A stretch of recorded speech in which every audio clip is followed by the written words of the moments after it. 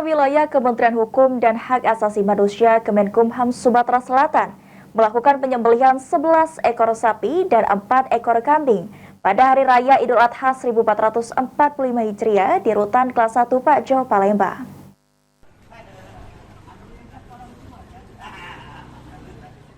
Penyembelihan 11 ekor sapi dan 4 ekor kambing kurban oleh Kanwil Kemenkumham Sumsel dilakukan di Rumah Tahanan Kelas 1 Pakjo, Palembang usai sholat Id berjamaah 17 Juni 2024. Penyembelihan melibatkan panitia, tukang jagal profesional yang sudah mahir dalam pemotongan hewan kurban.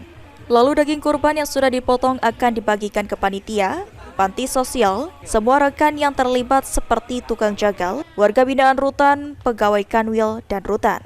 Dengan dilaksanakannya penyembelihan kurban, pihaknya bersyukur karena sudah bisa berbagi bersama saat Hari Raya Idul Adha tahun ini. Nah, pembagiannya akan kita laksanakan kepada pertama panitia, kemudian panti-panti warga binaan yang ada di dalam sini, juga rekan-rekan yang terlibat dalam pelaksanaan kegiatan ini baik dari jagal maupun pegawai BNPM yang ada di kantor wilayah maupun di rutan Palembang.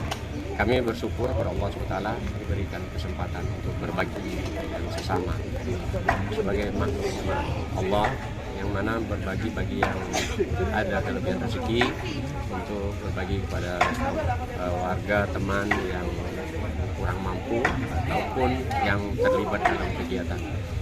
Mulyadi, PAL TV.